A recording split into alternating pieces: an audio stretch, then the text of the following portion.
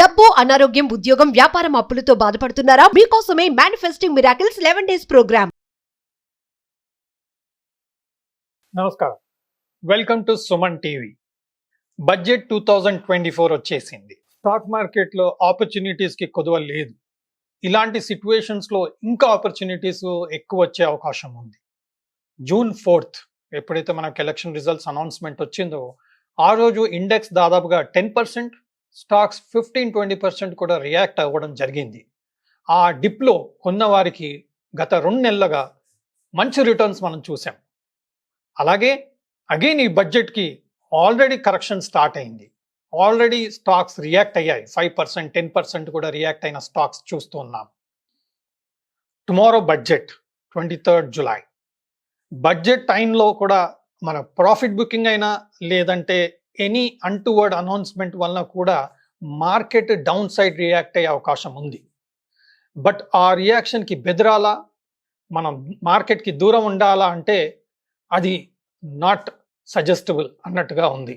అంటే June 4th డిప్లో invest చేసిన వారికి ఎలా రిటర్న్స్ వచ్చాయో బడ్జెట్ రోజు కూడా మనకు మార్కెట్ డిప్ ఇచ్చిందనుకోండి, అందులో సెలెక్టివ్గా మనం కొన్ని స్టాక్స్ ఇన్వెస్ట్ చేయగలిగితే, సెలెక్టివ్గా కొన్ని ఈటీఎఫ్స్లో ఇన్వెస్ట్ చేయగలిగితే, సెలెక్టివ్గా కొన్ని మ్యూచువల్ ఫండ్స్లో ఇన్వెస్ట్ చేయగలిగితే మంచి రిటర్న్స్ వచ్చే అవకాశం మాత్రం కరెంట్గా కనపడతా ఉంది. Government announced lot of capex, అంటే దాదాపు 11 లక్షల కోట్ల ఇన్ఫ్రాస్ట్రక్చర్కి అనౌన్స్మెంట్ చేయడం జరిగింది. అలాగే ప్రైవేట్ కెపెక్స్, క్యాపిటల్ ఎక్స్పెండిచర్ కూడా దాదాపుగా 8.5 lakh crores అనౌన్స్మెంట్స్ చేయడం జరిగింది. సో ఈ బడ్జెట్లో పాజిటివ్ అనౌన్స్మెంట్స్ వచ్చినా, నెగటివ్ అనౌన్స్మెంట్స్ వచ్చినా ఈ పర్టికులర్ ఇన్వెస్ట్మెంట్ ఆల్రెడీ అనౌన్స్ అయింది కాబట్టి ఆ డైరెక్షన్లో ఎకానమీ, ఇండస్ట్రీస్ గ్రో అయ్యే అవకాశాలు ఉన్నాయి. సో మన ఇన్వెస్ట్మెంట్స్ కూడా వాటితో గ్రో అయ్యే అవకాశాలు కనపడతా ఉన్నాయి. నెక్స్ట్ సైడ్ ఏంటంటే పాపులిస్ట్ బడ్జెట్ అనౌన్స్మెంట్ ఉండబోతుంది అని ఒక టాక్. సో దీనివల్ల ఇండివిజువల్స్కి, సాలరీడ్ పర్సన్స్కి ట్యాక్స్ స్ట్రక్చర్లో కొంత బెనిఫిట్ వచ్చే అవకాశం మాత్రం క్లియర్గా కనబడుతూ ఉంది. ఎగ్జంప్షన్ లిమిట్ అనుకోండి, ట్యాక్స్ రేట్ అనుకోండి, ఆర్ హెచ్ఆర్ఏ అనుకోండి, ఇంట్రెస్ట్ రేట్ ఆన్ హౌసింగ్, వీటి మీద అనుకోండి, హౌసింగ్ సెక్టర్లో అయినా సరే డిఫరెంట్ సెక్టర్స్లో కూడా మనకి ఏదైనా మేజర్గా అనౌన్స్మెంట్ వచ్చే అవకాశం క్లియర్గా కనబడుతుంది. గవర్నమెంట్ ఒక సైడ్ గ్రోత్ని డిస్ట్రాక్ట్ చేయకుండా పాపులిస్ట్గా కూడా ఆలోచన చేసి అందరికీ ఇన్కమ్ ఇంక్రీజ్ అయ్యే విధంగా అనౌన్స్మెంట్ చేయబోతున్నట్టుగా సూచనలు వస్తున్నాయి. సో ఇది మనకు డెఫినెట్గా ఒక సదవకాశం. సో ఈ సదవకాశంని ఉపయోగించుకోవాలంటే మనం వాల్యూ బేస్డ్ కంపెనీస్ ఈ పర్టికులర్ డిప్లో ఇన్వెస్ట్ చేయడం ఒక పద్ధతి అయితే, housing sector, consumption, index based, అలాగే మ్యానుఫ్యాక్చరింగ్ బేస్, అలాంటి సెక్టర్స్లో, ఎక్స్పోర్ట్స్ బేస్డ్ సెక్టర్స్లో మనం మ్యూచువల్ ఫండ్స్ ఇన్వెస్ట్ చేసుకోవడం రెండో పద్ధతి. కరెంట్గా IT sector is turning around. So under వాల్యూడ్గా కరెంట్ మార్కెట్ ట్రెండ్లో చూస్తే ఐటీ సెక్టర్ ఒక అండర్ వాల్యూడ్ సెక్టర్గా కరెంట్ సినారియోలో కనపడుతూ, ఇన్ఫోసిస్ ఒక రిజల్ట్స్ ద్వారా, టీసీఎస్ ఒక రిజల్ట్స్ ద్వారా మనకు ఐటీ సెక్టర్ ఒక పాజిటివ్ ట్రెండ్గా టర్న్ అవ్వడం చూసాం. దాదాపుగా ఇండెక్స్, ఐటీ ఇండెక్స్ 34-36 రేంజ్లో ఉన్నది దాదాపు ఇప్పుడు 42 రేంజ్కి రావడం చూస్తున్నాం. అంటే 10-15% గ్రోత్ లాస్ట్ 2-3 monthsలో ఐటీ సెక్టర్లో చూస్తున్నాం. ఇది ఫర్దర్గా గ్రో అయ్యే అవకాశం ఎందుకుందంటే మనకు ఇన్ఫోసిస్ రిజల్ట్స్ ద్వారా, టీసీఎస్ రిజల్ట్స్ ద్వారా కొంత క్లారిటీ రావడం మనం చూస్తున్నాం. So IT stocks, TCS, Infosys, HCL technologies లాంటి స్టాక్స్ డిప్ వస్తే మీరు టెక్నికల్గా సపోర్ట్, రెసిస్టెన్స్ చూసుకుంటూ, స్టాప్ లాస్లు పెట్టుకుంటూ ఆలోచించే ఆపర్చునిటీ ఒకటి కనబడుతుంటే, రెండో side housing finance, housing companies, public sector companies under valued స్టాక్స్గా చూస్తున్నాం. రీసెంట్గా ONGC all time high breakout ఇవ్వడం చూసాం. ఎందుకంటే ఆయిల్ అండ్ గ్యాస్ సెక్టర్లో మేజర్గా ఫోకస్ రావడం చూస్తున్నాం. ఎక్స్ప్లోరేషన్ ఇంక్రీజ్ చేయాలి, వాటిలో ఫోకస్ తీసుకురావాలి, వాటిలో ఇంకా ఆయిల్ ఎక్స్ప్లోరేషన్ ఇంక్రీజ్ చేయాలి అని చెప్పేసి రీసెంట్గా అనౌన్స్మెంట్ కూడా మనం చూడడం జరిగింది. సో ఆయిల్ అండ్ గ్యాస్ సెక్టర్లో కూడా మనకు బెనిఫిట్ వచ్చే అవకాశం ఉంది. దీనికి తోడు ఈ బడ్జెట్లో ఒకవేళ ఆయిల్ అండ్ ఫ్యూల్కి సంబంధించిన జిఎస్టి రిఫార్మ్ ఏదైనా తీసుకురాగలిగితే ఆయిల్ సెక్టర్కి ఒక మంచి ఫోకస్ వచ్చే అవకాశం ఉంది. సో జిఎస్టి పరిధిలో petrol, diesel, all petroleum products GST పరిధిలోకి వస్తే ఏదైతే ఎక్స్పెక్టేషన్ ఈ బడ్జెట్లో ఉందో అప్పుడు డెఫినెట్గా మనకు పెట్రోల్, డీజిల్ ప్రైజెస్ తగ్గడమే కాదు, ఆ పర్టికులర్ సెక్టర్లో ఉన్న కంపెనీస్కి బెనిఫిట్ వచ్చే అవకాశం మాత్రం డెఫినెట్గా కనపడుతుంది. కాబట్టి ఆ పర్టికులర్ సెక్టర్లో కూడా స్టాక్స్ ఆల్రెడీ అండర్ వాల్యూడ్గా ఉన్నాయి.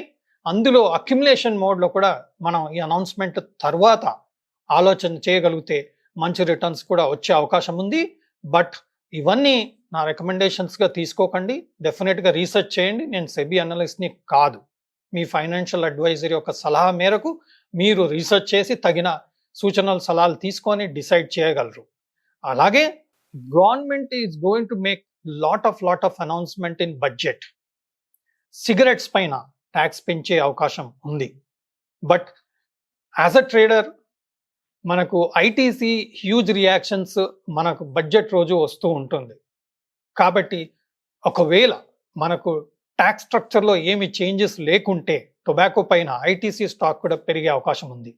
ITC is not only cigarette company, but ఇది ఎఫ్ఎంసీజీ కంపెనీ కూడా, అది మనం మరవకూడదు. అన్ని ఎఫ్ఎంసీజీ సెక్టర్కి సంబంధించిన మ్యూచువల్ ఫండ్స్లో కూడా ఐటీసీ ఒక స్టాక్గా మనం చూస్తున్నాం. కాబట్టి అది కూడా ఒక బడ్జెట్ బేస్డ్ ట్రేడింగ్ స్టాక్గా చాలా సంవత్సరాలు మనం చూసాం. సో రేపు 23 జూలై బడ్జెట్ రోజు కూడా ఐటీసీలో హ్యూజ్ యాక్టివిటీ అనేది మనం చూసే అవకాశం మాత్రం మనకి బడ్జెట్లో కనపడతా ఉంది. జూన్ 4th రియాక్షన్స్ ఎలా ఉండిందో జూలై 23rd బడ్జెట్ రోజు కూడా రియాక్షన్స్ అలా ఉంటుంది అనే అవకాశం మాత్రం కనబడుతుంది.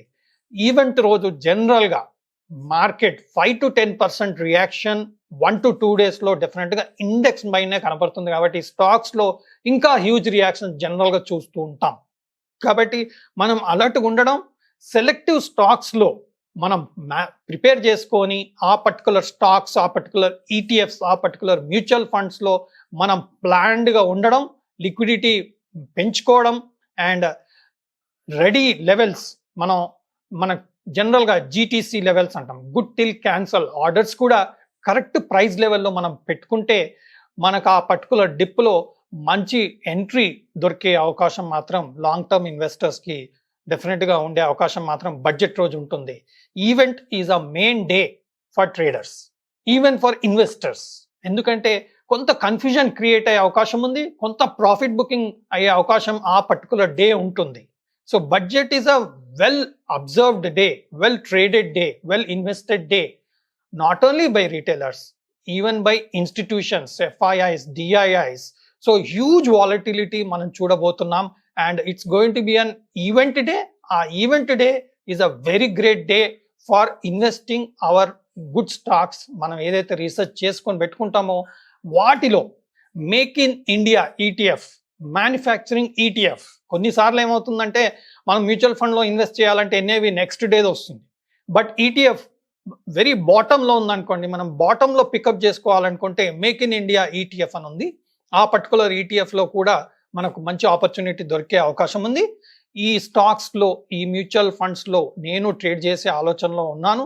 సో ఇది నా రీసెర్చ్లో, నా అండర్స్టాండింగ్లో వచ్చిన ఆపర్చునిటీస్గా కనపడుతుంది. కాబట్టి నేను ఎడ్యుకేటివ్ పర్పస్లో షేర్ చేయడం జరుగుతుంది. నేను సెబీ అనలిస్ట్ని కాదు. తగిన సూచనలను, సలహాలు తీసుకొని మీరు డెసిషన్ తీసుకొని ఇన్వెస్ట్ ఆర్ ట్రేడ్ చేయగలరు అండ్ డీసెంట్గా ప్రాఫిట్ చేయాలని కోరుకుంటూ సెలవు. సుమన్ టీవీలో మీ పర్సనల్ అండ్ బిజినెస్ ప్రమోషన్స్ కోసం కింది నెంబర్కి కాంటాక్ట్ చేయండి.